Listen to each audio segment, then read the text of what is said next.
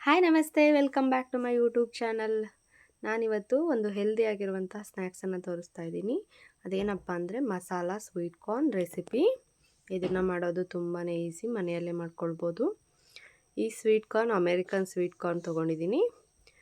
ಇದು ಮನೆಯಲ್ಲೇ ಬಿಡಿಸಿಟ್ಕೊಂಡಿರುವಂಥದ್ದು. ನಿಮಗೆ ಸೂಪರ್ ಮಾರ್ಕೆಟ್ಗಳಲ್ಲಿ ಕೂಡ ಸಿಗುತ್ತೆ.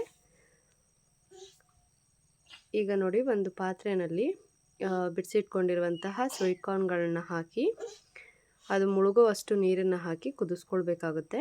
ಇದಕ್ಕೆ ಬೇಕಾಗಿರುವಂತಹ ಮಸಾಲ ಏನು ಯೂಸ್ ಮಾಡ್ತೀವಿ ಅಂದರೆ ಉಪ್ಪು, ಖಾರದ ಪುಡಿ, ಪೆಪ್ಪರ್, 1 ಸ್ಪೂನಷ್ಟು ಬೆಣ್ಣೆನ ಇಲ್ಲಿ ತೊಗೊಳ್ತಾ ಇದ್ದೀನಿ. ಇದು ನೋಡಿ ಚೆನ್ನಾಗಿ ಕುದಿಬೇಕು. ಒಂದು 5 ನಿಮಿಷ ಕುದ್ರೆ ಸಾಕು, ಇದು ಬೆಂದಿರುತ್ತೆ. ತುಂಬ ಸಾಫ್ಟ್ ಇರ್ತವೆ ಇವು ಅಮೇರಿಕನ್ ಸ್ವೀಟ್ ಕಾರ್ನು. ಹಾಗಾಗಿ ಇದು ಬೆಂದ ನಂತರ ಬೇರೆ ಒಂದು ಪಾತ್ರೆಗೆ ಈ ರೀತಿಯಾಗಿ ತಕ್ಕೊಳ್ಬೇಕು.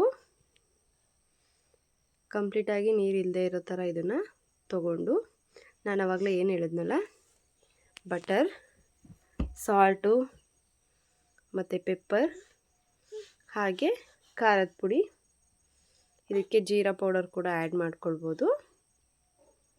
ಬಟರನ್ನು ಹಾಕಿದ್ರೇ ಅದೆಲ್ಲ ಮಸಾಲೆಗಳು ಚೆನ್ನಾಗಿ ಹೊಂದ್ಕೊಳ್ಳೋ ಅಂಥದ್ದು. ಹಾಗೆ ಟೇಸ್ಟ್ ಕೂಡ ತುಂಬಾ ಚೆನ್ನಾಗಿರುತ್ತೆ.